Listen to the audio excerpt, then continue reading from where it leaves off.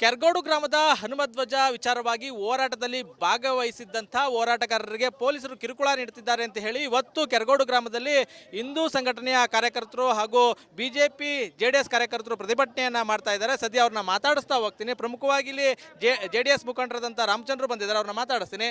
Sir, ಇವತ್ತು ಪ್ರತಿಭಟನೆಯಲ್ಲಿ ಭಾಗಿಯಾಗಿದ್ದೀರಿ, ಪೊಲೀಸರ ವಿರುದ್ಧ ಆಕ್ರೋಶ ವ್ಯಕ್ತಪಡಿಸಿದ್ದಾರೆ, ಏನು ಸರ್ ಕಾರಣ?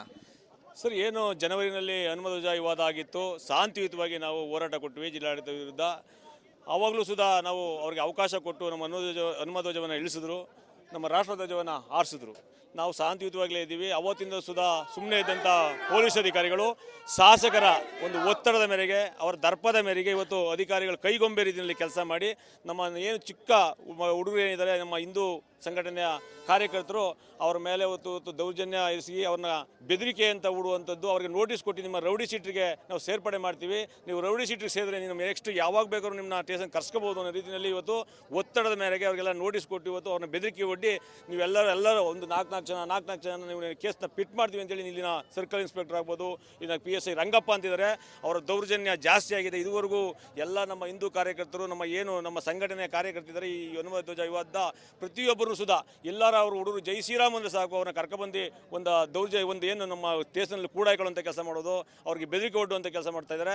ಅವ್ರು ನಿಜವಾಗ್ಲೂ ಅವರು ಸರ್ಕಾರದ ಕೆಲಸ ಅಧಿಕಾರಿಗಳಲ್ಲ, ಅವರು ಒಬ್ಬ ಶಾಸಕರ ಕೈಗೊಂಬೆಯಾಗಿ ಕೆಲಸ ಮಾಡ್ತಾ ಇರೋದು ನಮಗೆ ವಿರೋಧ ಇದೆ ಸರ್. ಇದರಿಂದ ಸರ್ಕಾರ ಹಾಗೂ ಕಾಂಗ್ರೆಸ್ ಪಕ್ಷ ಇದೆಯಾ ಸರ್?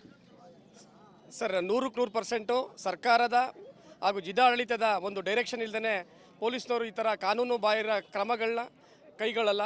ತಮಗೆಲ್ಲ ಮೇಲ್ನೋಟಕ್ಕೆ ತಂದು ಇಲ್ಲೇ ನೋಟಿಸ್ ಕಾಪಿ ಇಲ್ಲಿದೆ, ತಮಗೆಲ್ಲ ಕಾಪಿ ಕೊಡ್ತೀನಿ. ಅವ್ರು ಹೇಳಿರುವಂಥದ್ದು ಬೋದಾಡಿದ್ರಿ ತಳ್ಳಾಡಿದ್ರಿ, ಇದಕ್ಕೋಸ್ಕರ ರೌಡಿ ಶೀಟ್ರು ಮಾಡ್ತೀನಿ ಅಂತ ಹೇಳ್ತಾ ಇದ್ದಾರೆ.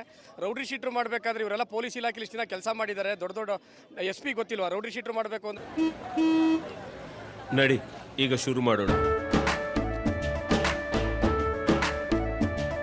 ಕೇಸರಿಯಿಂದ ಮನೋಲ್ಲಾಸ ಮನಸ್ಸು ಮತ್ತೇರಿ ಕುಣಿದಾಡಿದೆ ನೋಡು, ಮನಸ್ಸು ಮತ್ತೇರಿ ಕುಣಿದಾಡಿದೆ ನೋಡು. ಕ್ಷಣ ಕ್ಷಣವೂ ಆಚರಿಸಿ ಕೇಸರಿ ಹಬ್ಬ. ವಿಮಲ್ ಬಾಯಲ್ಲಿ ಹೇಳಿ ಕೇಸರಿ. ಯಾವ್ಯಾವ ಥರ ಏನೇನು ಇರಬೇಕು, ಗೈಡ್ಲೈನ್ ಏನಿದೆ, ಹೈಕೋರ್ಟ್ ಗೈಡ್ಲೈನ್ ಏನಿದೆ ಗೊತ್ತಿಲ್ವಾ. ಒಟ್ಟಲ್ಲಿ ಇವ್ರಿಗೆ ಏನಾಗಬೇಕು ಅಂತಂದರೆ, ಈ ಭಕ್ತರು ಏನಿದ್ದಾರೆ, ಹನುಮಾನ ಭಕ್ತರು ಇರ್ಬೋದು, ಹಿಂದೂ ಕಾರ್ಯಕರ್ತರು ಇರ್ಬೋದು, ಅವರ ಹೋರಾಟನ ಹತ್ತಿಕ್ಕಬೇಕು. ದಿನೇ ಇವತ್ತು ಇಲ್ಲಿ ಈ ಭಾಗದಲ್ಲಿ ಕಾಂಗ್ರೆಸ್ ಕ್ಷೀಣ ಆಗ್ತಾ ಇದೆ. ಏನಾದರೂ ಮಾಡಿ ಇವರೆಲ್ಲರೂ ಹತ್ತಿಕ್ಕಿ ಕಾಂಗ್ರೆಸ್ನ ಅಪ್ ಮಾಡ್ಕೊಳ್ಬೇಕು ಅನ್ನೋದು ಇವರೊಂದು ದುರಾಸೆ ಇದೆ. ಇದಕ್ಕೆ ಯಾವ ಹಿಂದೂ ಕಾರ್ಯಕರ್ತರು ಇರ್ಬೋದು, ಎರಡು ಪಕ್ಷದ ಕಾರ್ಯಕರ್ತರು ನಾವು ಯಾರು ತಲೆ ಕೆಡಿಸ್ಕೊಳ್ಳಲ್ಲ. ನಾವು ಕಾನೂನು ಮುಖಾಂತರ ಹೋರಾಟ ಮಾಡ್ತೀವಿ. ಅದಕ್ಕೂ ಇವರು ನಮಗೆ ಭಯಪಡಿಸ್ತಾವ್ರೆ ಅಂದರೆ ಇದೊಂಥರ ಈಗ ಅಂದ್ರೆ ಹೋರಾಟನ ಹತ್ತಿಕ್ಕಾಗಿ ಈ ತರ ನೋಟಿಸ್ ಕೊಡ್ತಾ ಇದ್ದಾರೆ. 100% ಸರ್. ಈಗ ತಮಗೆ ಗೊತ್ತು ಸರ್, ಇಲ್ಲಿ ಏನು ಕೊಲೆ ಆಗಿದೆಯಾ, ಮರ್ಡರ್ ಆಗಿದೆಯಾ, ಕೊಲೆ ಆಗಿದೆಯಾ, ಇಲ್ಲಾಂದ್ರೆ ಇಲ್ಲೊಂದು ಏನಾದ್ರು ಆಫ್ ಆರ್ಡರ್ ಆಗಿದೆಯಾ, ಇಲ್ಲಾಂದ್ರೆ ಪಾಪ ಹುಡುಗರುಗಳೇನಾದ್ರು ರ್ಯಾಬ್ರಿ ಮಾಡಿದಾರ, ಯಾಕೆ ಇವರು ರೌಡಿ ಶೀಟ್ರು ಮಾಡ್ತಾರೆ? ಏನು ರೌಡಿ ಶೀಟ್ರ್ ಅಂದ್ರೆ ಏನು ಅರ್ಥ? ಇವರೆಲ್ಲ ವಿದ್ಯಾವಂತರಲ್ವಾ ಪೊಲೀಸ್ ಇಲಾಖೆಯಲ್ಲಿ? ರೌಡಿ ಶೀಟ್ರ್ ಮಾಡ್ಬೇಕಾದ್ರೆ ಅದೇ ಗೈಡ್ಲೈನ್ ಅವೇ. ಏನಾಗಬೇಕು ಅವ್ರ ಭವಿಷ್ಯ, ಹುಡುಗರು ಭವಿಷ್ಯ ಏನಾಗಬೇಕು? ಎಲ್ಲ ಚಿಕ್ಕ ಹುಡುಗರು ಇವತ್ತೆಲ್ಲ ಡಿಪ್ಲೊಮಾ ಮಾಡವನೆ, ಒಬ್ಬ ಈಗ BCom ಓದ್ತಾ ಇದ್ದಾನೆ. ಅವ್ರ ಭವಿಷ್ಯ ಏನಾಗಬೇಕು? ರೌಡಿ ಶೀಟ್ರ್ ಮಾಡಿ ಮನೆ ಸೇರಿಸ್ಬಿಟ್ರೆ ನೀವು ಮಾತ್ರ ನಿಮ್ಮ ಹೆಂಡತಿ ಮಕ್ಕಳ ಜೊತೆ ಬೆಚ್ಚಗೆ ಮನಿ ಕಬಡಿ ಪೊಲೀಸ್ ಇಲಾಖೆಯವರು. ಈ ಹುಡುಗರೆಲ್ಲ ಜೈಲಲ್ಲಿ ಅಲಿತಾ ಇರಲಿ.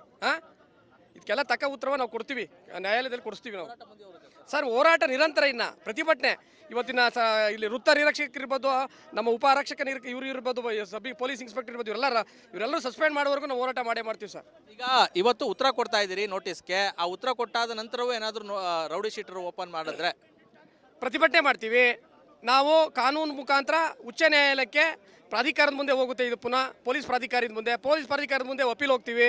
ಅಲ್ಲೂ ನ್ಯಾಯ ಸಿಗಲಿಲ್ಲ ಅಂತಂದರೆ ನಾವು ಉಚ್ಚ ನ್ಯಾಯಾಲಯಕ್ಕೆ ಹೋಗ್ತೀವಿ. ಉಚ್ಚ ನ್ಯಾಯಾಲಯದಲ್ಲಿ ಇದನ್ನು ನಾವು ಕ್ವಾಶಿಂಗ್ಗೆ ಕೇಳ್ತೀವಿ ಸರ್. ಒಂದು ಕಡೆ ಕಾನೂನು ಹೋರಾಟ, ಒಂದು ಕಡೆ ಬೀದಿಗಿಳಿದ ಹೋರಾಟ, ಎರಡೂ ಸರ್. ಎರಡು ಮಾಡಲಿಲ್ಲ ಅಂತಂದರೆ ಇವ್ರು ಬಗ್ಸಕ್ಕಾಗಲ್ಲ ಸರ್. ಇವರು ಕಾನೂನೇ ಕೈ ಎತ್ಕೊಬಿಟ್ಟಿದ್ದಾರೆ ಇವರು. ಇದಿಷ್ಟು ಹಿಂದೂ ಕಾರ್ಯಕರ್ತರು ಹಾಗೂ JDS ಮುಖಂಡರ ಮಾತಾಗಿರುವಂಥದ್ದು. ನಮ್ಮ ಹೋರಾಟ ಮುಂದುವರಿಯುತ್ತದೆ ಅಂತ ಹೇಳಿ ಎಚ್ಚರಿಕೆಯನ್ನು ನೀಡ್ತಾ ಇದ್ದಾರೆ. ಯಾವುದೇ ಕಾರಣಕ್ಕೂ ಕೂಡ ನಮ್ಮ ಹೋರಾಟವನ್ನು ಹತ್ತಿಕ್ಕೋದಕ್ಕೆ ಸಾಧ್ಯ ಇಲ್ಲ ಅಂತ ಹೇಳಿ ಹೇಳ್ತಾ ಇರುವಂಥದ್ದು. ಕ್ಯಾಮ್ರಾಮನ್ ಇನ್ನೋ ಜೊತೆ ಆನಂದ್, ರಿಪಬ್ಲಿಕ್ ಕನ್ನಡ, ಮಂಡ್ಯ.